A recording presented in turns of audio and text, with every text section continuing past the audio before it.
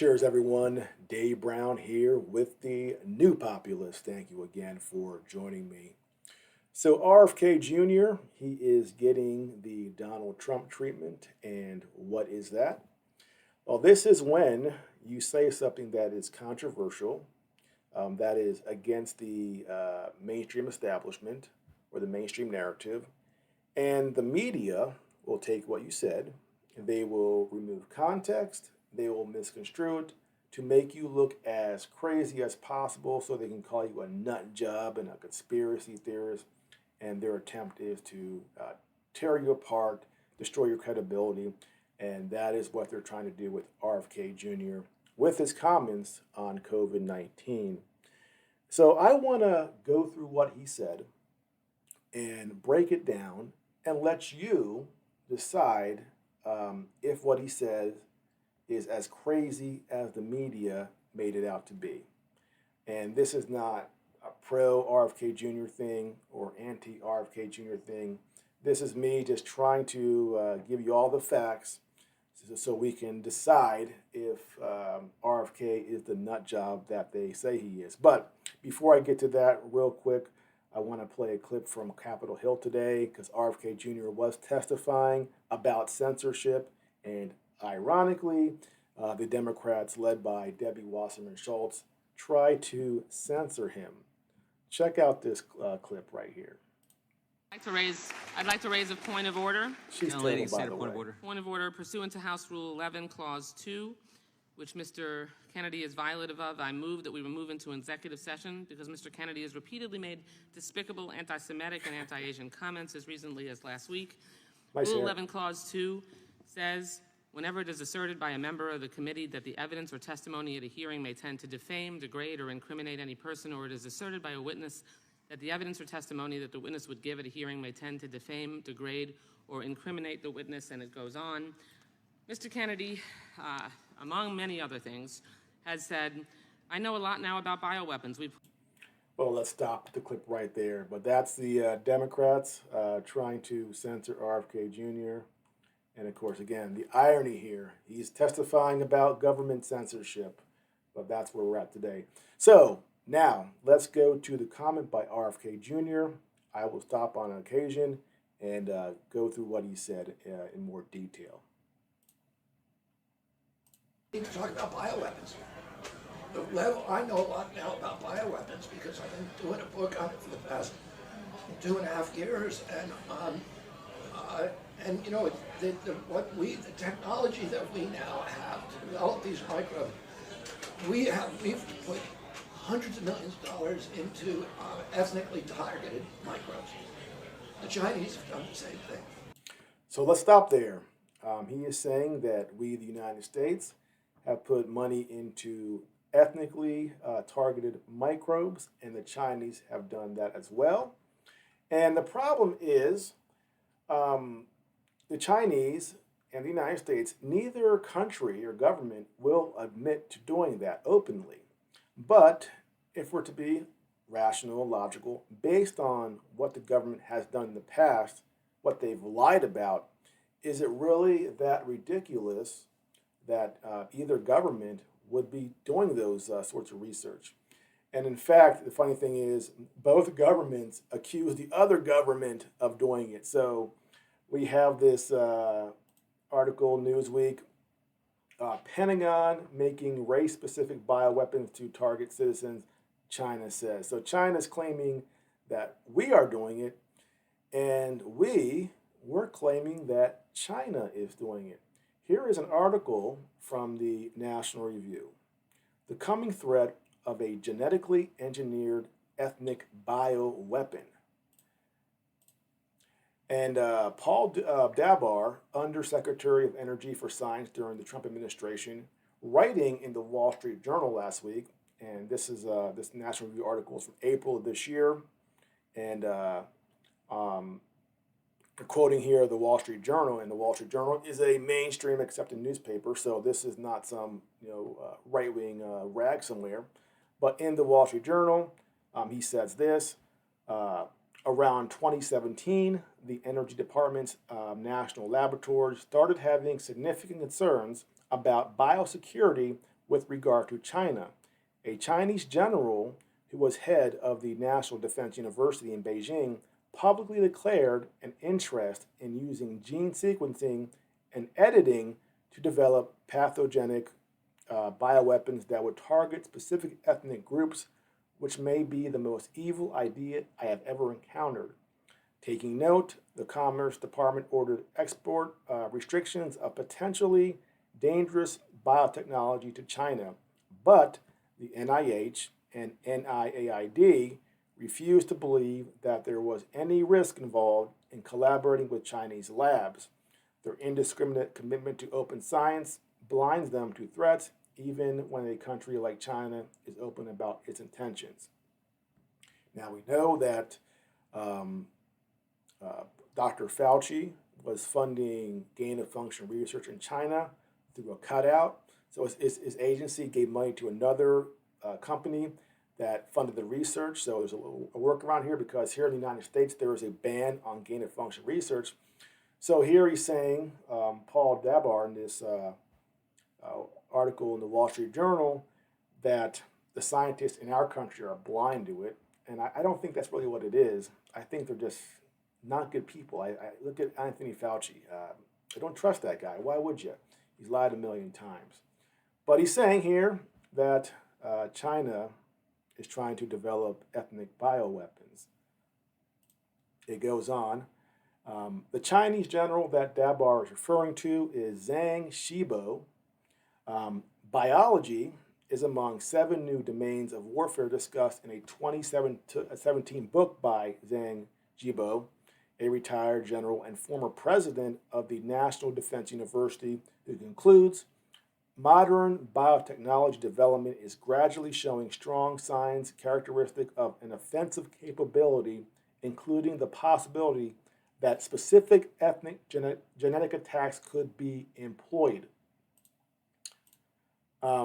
The 2017 edition of Science of Military Strategy, a textbook published by the PLA's National Defense University that is considered to be relatively authoritative, debuted a section about biology as a domain of military struggle, similarly mentioning the potential for new kinds of biological warfare to include specific ethnic genetic attacks. And the last part here, Michael Knudsen, a biosecurity specialist who was a former Army intelligence and a presidential management fellow at the Department of Homeland Security, wrote at the U.S. Naval Institute, some researchers, including Lieutenant General Zhang Shibo, former president of the PLA National Defense University, foresee the possibility of specific ethnic genetic attacks on whole racial or ethnic groups, although there remain political and scientific obstacles at present. A unique person with unique genes is easier to target than population-level differences in the nearer term. SBWs with high levels of asymptomatic transmission could pass from host to host through the human domain until reaching a vulnerable target or targets possessing the right genes. So this is in National Review in the Wall Street Journal talking about biological warfare. In this case, they are specifically pointing out the Chinese.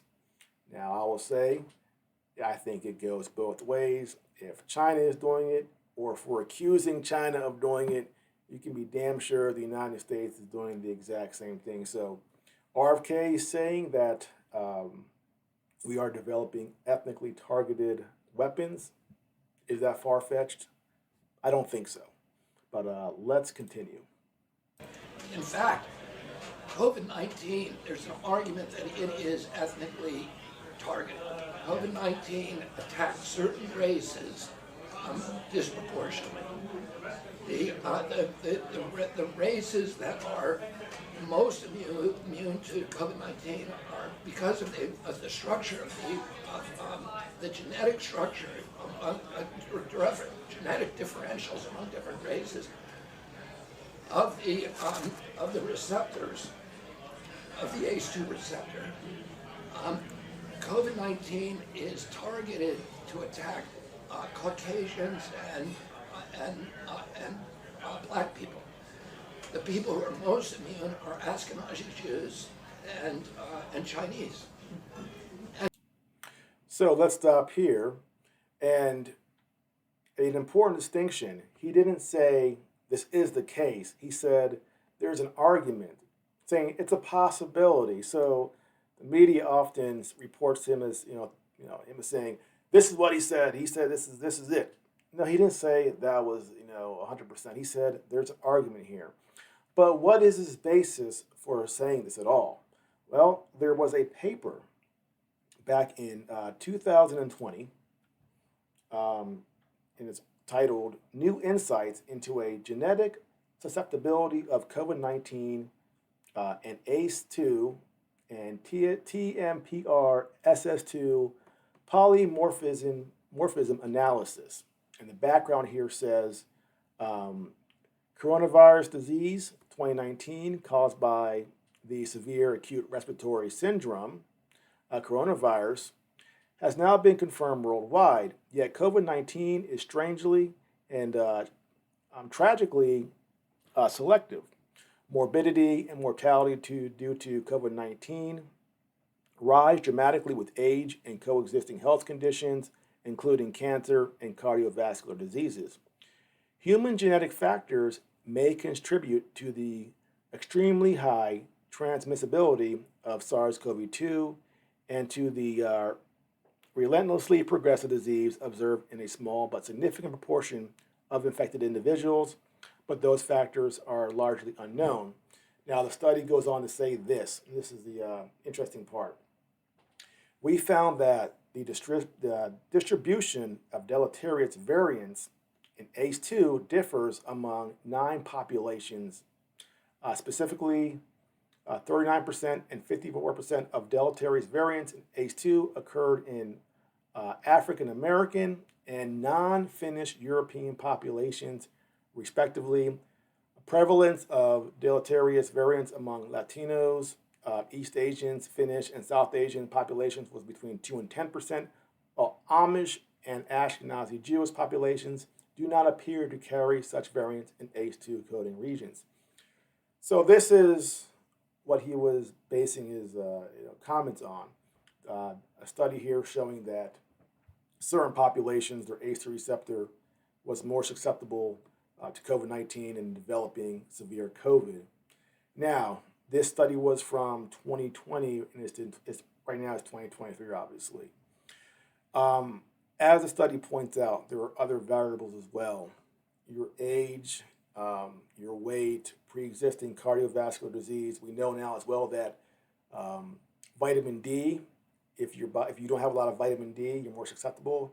And this is a problem for Black people because darker skin, we don't absorb as much vitamin D. So there's a lot of factors that contribute to somebody having a severe reaction to COVID-19. But according to this paper, one of the factors is the ACE2 receptor. So is what he's saying factually inaccurate? Well, it depends on if this study is credible, if the study is peer-reviewed, and people go, okay, yes, this is true. We did notice that in certain population groups, this ACE2 made certain people more susceptible. So let's go back to RFK Jr. and listen to the rest of his comment. But we don't know whether it was deliberately targeted that or not. But there are papers out there that show the racial and ethnic differential impact to that.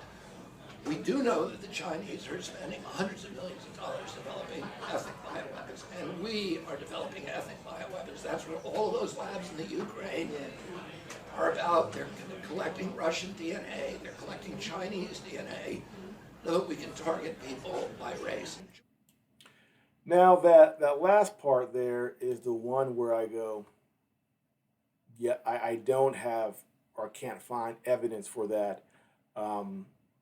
We do know there are labs in Ukraine, but to say that they're collecting DNA on Russians and Chinese, I simply don't know. But what I do find interesting is the comment made by Victoria Nuland and William Burns in front of the Senate when asked about labs in Ukraine. So let me replay that comment here because the way Victoria Nuland answered the question I found interesting and very telling. Does Ukraine have chemical or biological weapons? Ukraine has biological research facilities. See how she answered that?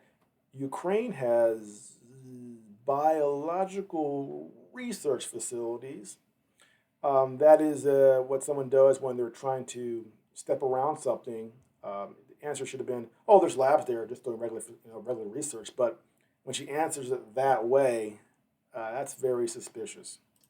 Which, in fact, we are now quite concerned Russian troops, Russian forces may be seeking to gain control of. So we are working with the Ukrainians on how they can prevent any of those research materials from falling into the hands of Russian forces should they approach.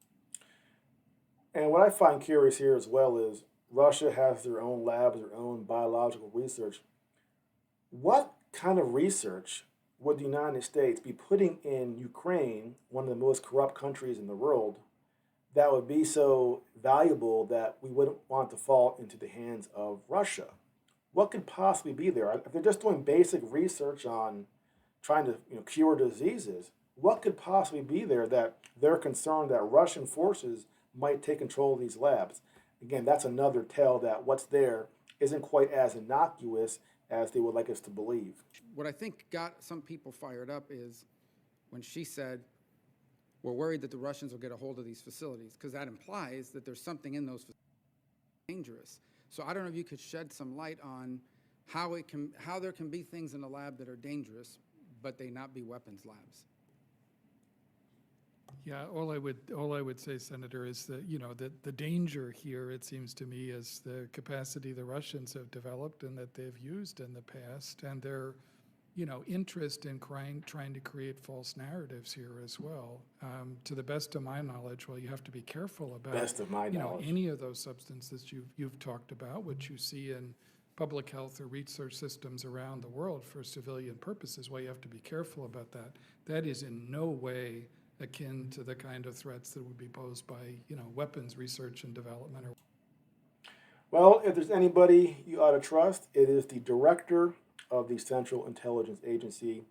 The director of the CIA would never, ever lie to the American public. It would never happen. So we can just trust William Burns here that there's just civilian stuff there. There's no military application.